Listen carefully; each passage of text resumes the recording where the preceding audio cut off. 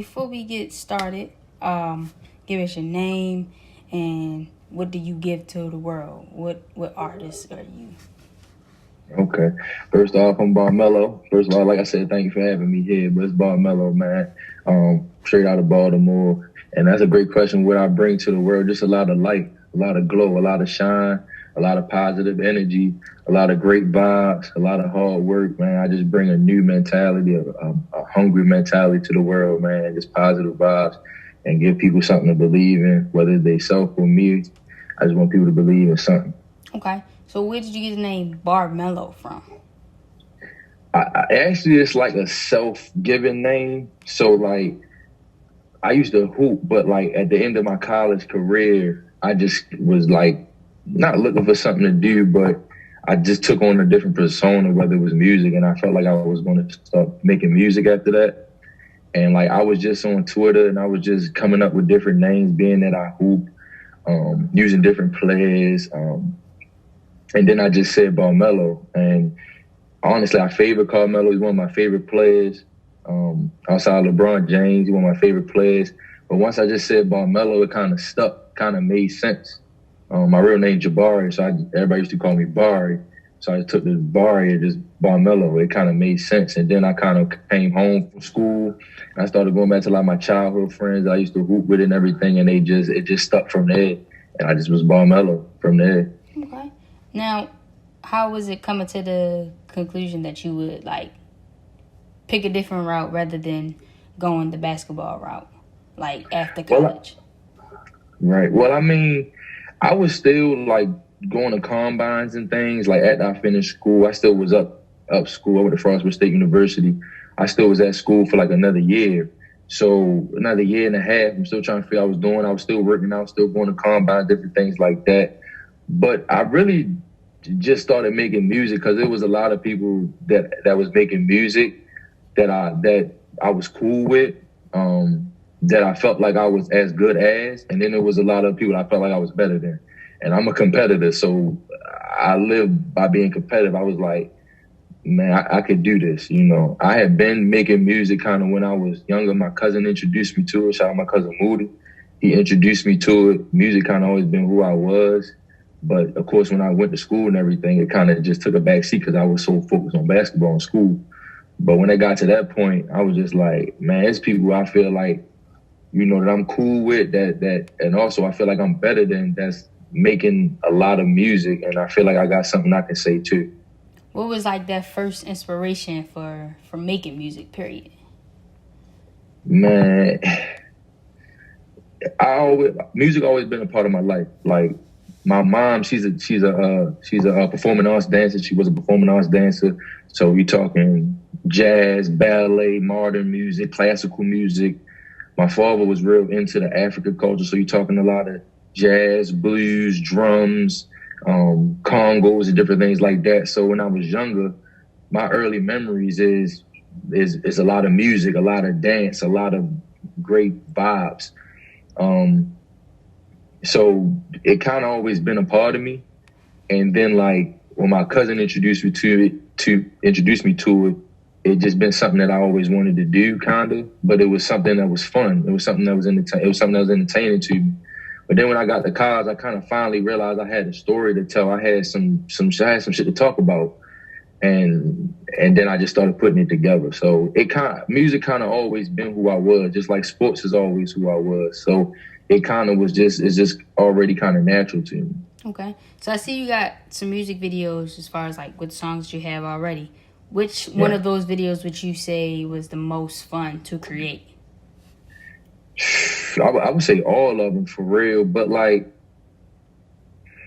I would say all of them. Right now we got our We Made It, Gas Bag, and Busted Challenge. Also we got Hooker Jones intro. I mean, I would say the last one, Busted Challenge, definitely. That was a fun video. It was a fun video I did. We had the dance team, the Strutters, former Strutter, they dance company from Frostburg that was really grateful in helping us in that video. My brother Six the DJ was on that. He definitely blessed that song for me. And my producer, Eric Barry, he definitely came with a crazy beat. And then the video was real fun because we got to kind of just, drip a little bit. And then the girls was there. They had fun and they made us look good. So I think that was definitely a fun video. Definitely go check that out if you haven't already. Please do that. I tried. I seen it though. Yeah, I seen it. Appreciate it. So what helps you determine like which song gets a video? Really, my team do I really run it past a lot of people. Like I'm grateful for my support system. So I'm part of a team, 201 Globes Production. It's a bunch of artists and producers. Eric Barry, 60 DJ, a bunch of different artists. Our father, Rodney, myself, of course, Ted, a bunch of different people. It's a bunch of us. We've been brothers since forever. And but I just run it past them, kind of whatever the song is, the vibe is. I'm coming up. I want to shoot a video to every song, but I will shoot a video to every song. But it's about timing. It's about the right song. It's about the right vibe. It's about who's going to shoot the video. So I really run it past my team, and I bounce ideas off of them. And then at the time, it's really what we think going to be the hottest song or what's really hot at the moment. But as you can see, I really don't have much music videos out. So this year has been about all dropping a lot of content for me. So it's a bunch of songs that I have that I can make music videos to. It's all about which songs going to really hit different when I make them and not just making videos to anything for real. Okay. What would you say is the hardest part about being an artist? Really it's time management, man. It's really about like how you spend your time wisely and how you attack things wisely, how quickly you get things done, when you get things done, the time you get things done. And even when you're working with a team, it's about communication. So the time management is the hardest part about being an artist for real. Like some people are going to say funding themselves, like that's cool. Like if you really love what you love, you're going to spend your money on it. Mm-hmm. People spend their money on shoes and everything because you love them. So if you love being an artist, you're going to spend your money on it. But it's really about time management. It's about the timing of your projects, the timing of your content, the timing of your songs, the time you put in the studio, record, in that time you carve it out. So time management is really the hardest part of being an artist. If you can master that, and I'm still getting better with that. I'm trying to master that. If you can master that, you can be a good artist. Okay. Well, you seem like you got a lot of things like figured out as far as being an artist, and time management is the only thing that you're working on. Probably not the only thing, but like the only thing that you're working to master because you've been good at everything else. Would you ever consider being like a manager for artists? I don't even know if I can think like that yet because honestly, I don't think I'm a big enough artist yet. You know what I'm saying? Like most of the people that know me and follow me, like they know me all my life.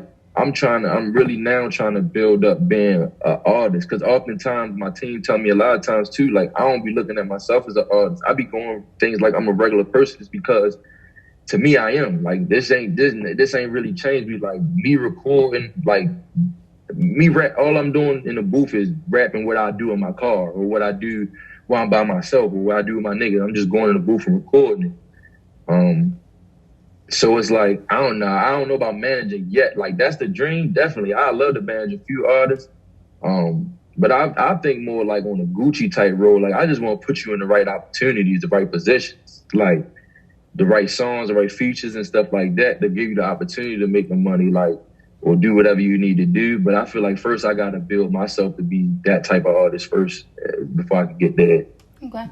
Well, we know like most artists got like a staple piece of their like whatever, like their appearance that is like something that makes them that artist. How did you determine that the shades or the glasses would be like your main accessory?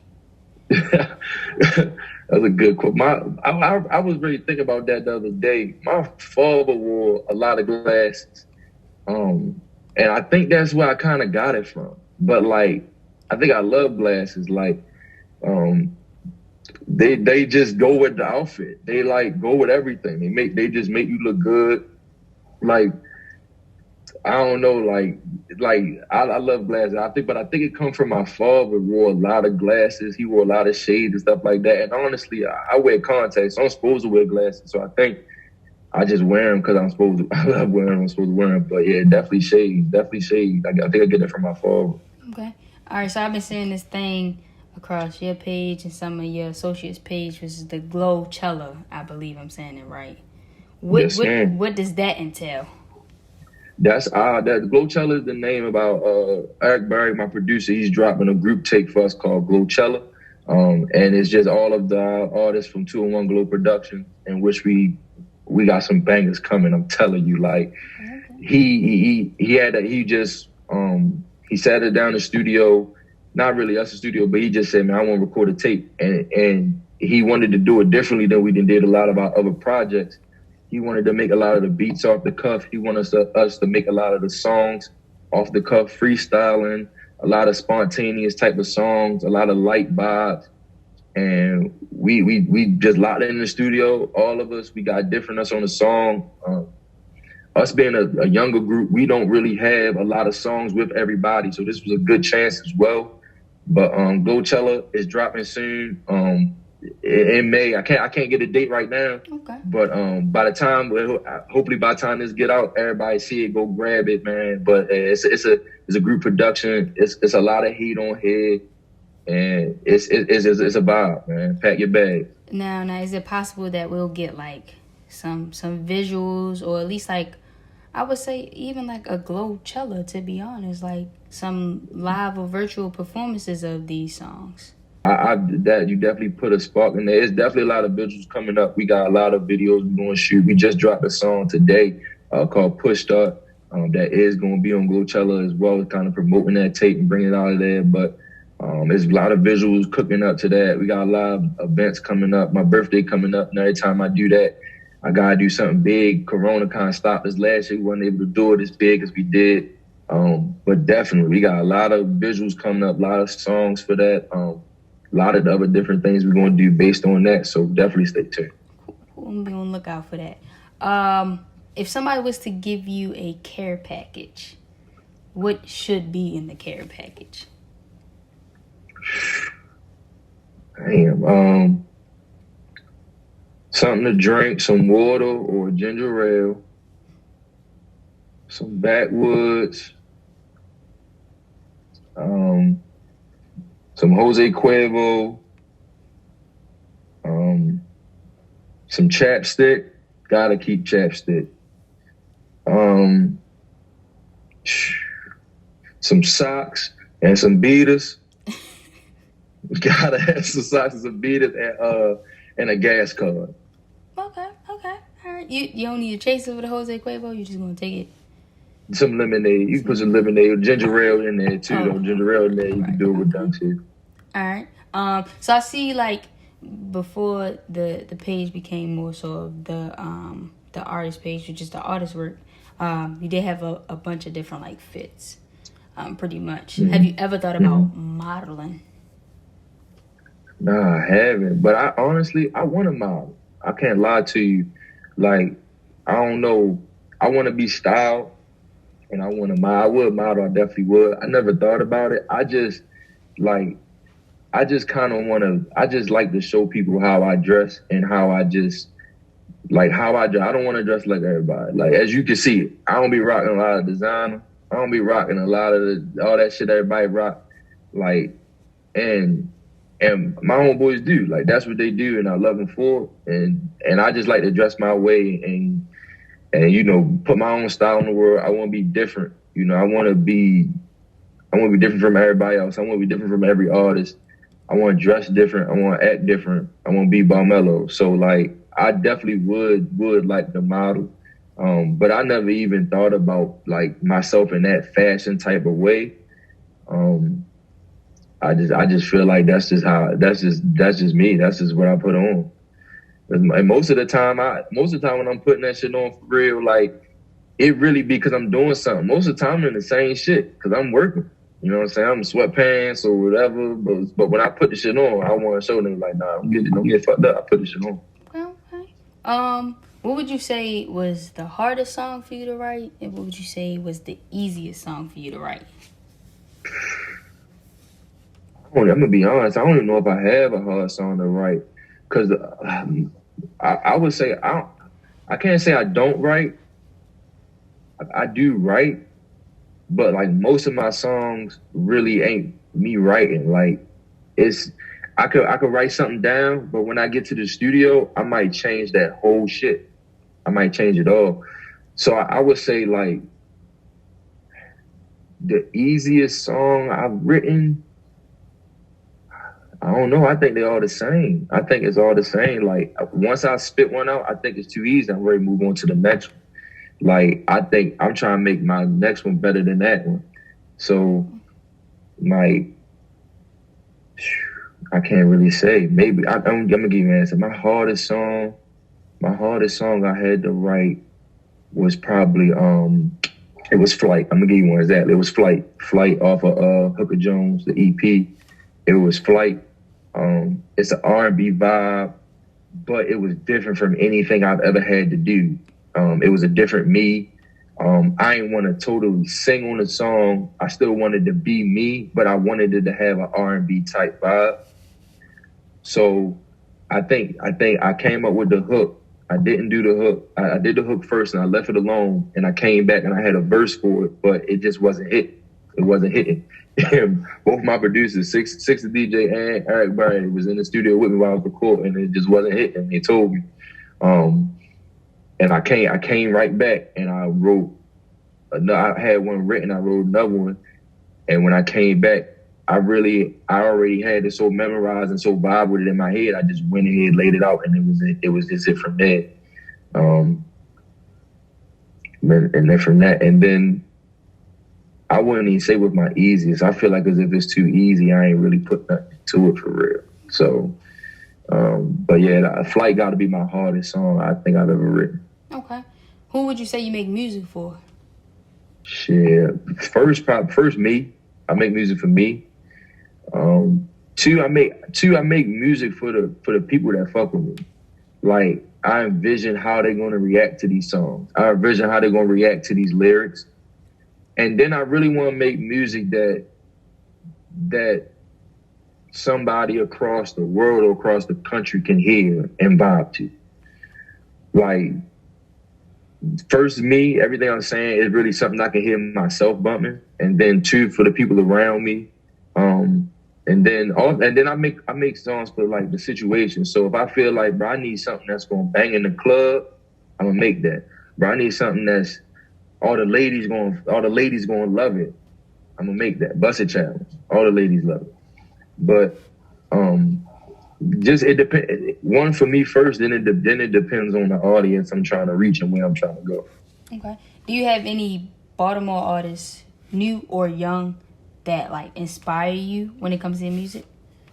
Shit, all of them. Every Baltimore artist inspire me, really, for real, because they out here getting it, man. They going after it. They getting it. Like I just saw like Roddy Rex, he got signed. That's inspiration.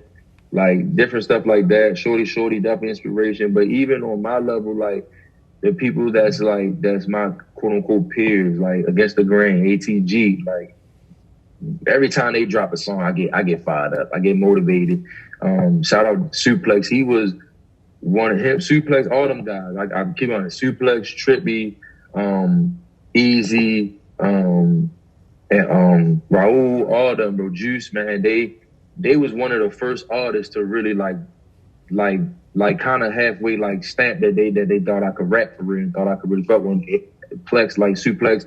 He said we got a couple of bangers. Trippy gave us an ultimate banger with Where's the Codeine. Like if y'all never heard that, go spin brother SoundCloud, go listen to it. We had Frostburg jumping with that. And but they was one of the first people to really like stamp me.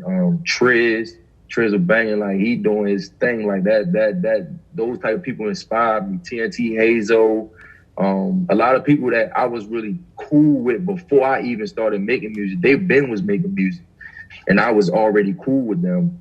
And then when I started making music, these type of people kind of stamped me, and I'm like, bet. And that kind of gave me the approval. So definitely those type of people inspire me. A lot of them, Maryland, I can go off the top of a lot of people that make music so much.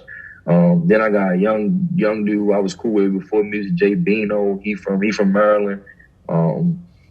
House, bunch of different artists, like a bunch of different people that really inspire me. So everybody really. Like I never been the type to hate on nobody, especially if you really get into it, and especially if you're really making a difference to your family and your community. So if you a Baltimore as you get into it, they definitely inspire. Okay. All right. So last question. Besides this interview, because it already happened, if you were to be interviewed again, what is one question you would want the interviewer to ask you? One question.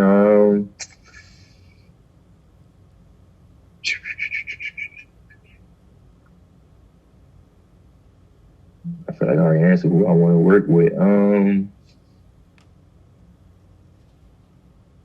don't know. Probably like what artists, like famous artists, inspired me to make music and stuff like that. Okay. Probably something like that. All right. So what would your answer be? Shit. Well, like I said, I've been around music for a long time, so I can go older music from Marvin Gaye, Earth, Wind and Fire, Alexander O'Neal, Shaka Khan, Bob Marley, different people like that. But like the modern day artists that really, really inspired me to start rapping, I can't lie to you, is the Migos. And it's not even the fact of how they rap, it's how they change rap. It's how they changed the whole vibe of music and the flow of music and the way we listen to different bars now, the different lingo we use and how we use it. And they just changed the whole vibe of rap. And if I'm going to give go them, I'm definitely going to say Gucci Mane. I gotta say that, like, he changed music for us too. How you look at it, how you market it, how you go about yourself as a business and being independent. So those are kind of the two biggest artists that really kind of inspired me to kind of just want to make music and be an artist. Okay.